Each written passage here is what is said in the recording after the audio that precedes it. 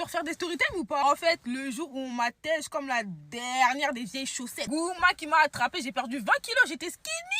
Je commence à avoir la peau sur les os. Tout ça à cause d'un loxé à la con. Bref, story time. On remonte en 2023. Je venais de me remettre avec mon ex et tout. Ça devait faire quoi? Peut-être 6 mois qu'on n'était plus ensemble. Pour vous mettre dans la situation, sachez qu'on avait une relation vraiment rocambolesque. C'est-à-dire qu'en fait, notre relation, je sais pas si on était en couple, si on était ennemis. C'était la guerre mondiale entre nous. Enfin bref, donc on se remet ensemble et tout. Machin, moi je suis sur mon petit nuage et tout. Je suis avec mon élément. Là, je vais pas donner de nom. Comment je vais l'appeler? Bah, Clodo, tout simplement. Voilà, on va l'appeler Clodo. Donc bref, ouais, je suis sur mon petit nuage et tout. Je suis avec mon Clodo. Maintenant, un jour comme ça, on s'était vu et tout. Parce qu'en fait, on s'était embrouillé. On s'était vu pour s'expliquer. Donc il était venu dans ma ville, etc. Maintenant, écoutez, vous voyez ce jour-là, ce jour où on s'est vu pour s'expliquer, de toute notre relation, on n'avait jamais eu une discussion aussi sérieuse. En fait, lui et moi, nos discussions, elles avaient toujours ni queue ni tête. Ce jour-là, par contre, on a vraiment parlé FR des FR, Molière des Molières. 8 mois de relation, le poteau ne m'avait jamais dévoilé ses sentiments. Mais ce jour-là, en déclaration pro-mac, il me dit oui, je t'aime et tout, je vais me marier avec toi, je vais personne d'autre. Le poteau, la flûte dans mes oreilles. Bref, la journée, elle passe et tout. Je rentre chez moi et tout, j'étais la meuf la plus heureuse du monde. Je suis rentrée, j'ai dormi direct. Au lieu de rêver de mon mariage avec Fally comme d'habitude, j'ai rêvé de mon mariage avec lui. En fait, je me suis vraiment dit, là, ça y est, notre relation, elle est bouclée. Lui et moi, c'est bouclé. Ça fait 7 mois qu'on est en guerre mondiale, c'est n'importe quoi notre relation. Là, ça y est. Maintenant, le lendemain, c'est la queue. Le lendemain, je me réveille et tout, j'ai trop bien dormi. J'avais en mémoire les mots de mon élément. Et en fait, avec lui, j'avais une habitude, c'était de regarder ses abonnements. Au moins 20 fois par jour, j'allais sur son profil Insta pour voir ses abonnements. Je les connaissais en large, en travers. Je me réveille et tout, et comme d'habitude, je prends mon téléphone pour aller sur son profil pour voir s'il y a mouvement. Non, j'arrive sur son profil et tout, je vois publication indisponible. Vous voyez quand quelqu'un vous bloque sur Insta, je me dis, oh, ça c'est bizarre. Maintenant, je vois dans mes notifs et tout qu'il m'avait envoyé un message pendant la nuit. C'est-à-dire, je décale sur Snap, etc. J'ouvre son message. Je vois que j'ai raté son Tudor. Vous voyez quand vous ratez le Tudor de votre élément, comment ça vénère là. Donc je lui dis, ouais, désolé et tout, je me suis endormie. Je lui envoie le message et tout, et après je regarde sa story. Il poste un truc en mode, oui, est-ce que vous aussi votre Insta il bug? Donc moi, quand j'ai vu ça, je me suis dit, ah, c'est peut-être pour ça que moi, quand je vais sur son profil, ça met publication indisponible. Du coup, il répond à mon message et tout, il me dit, ouais, c'est pas grave et tout, si tu es endormi et tout, mais là j'ai un problème, mon Insta il bug. Ça veut dire, moi je lui réponds, ouais, même moi quand je vais sur ton profil et tout, ça met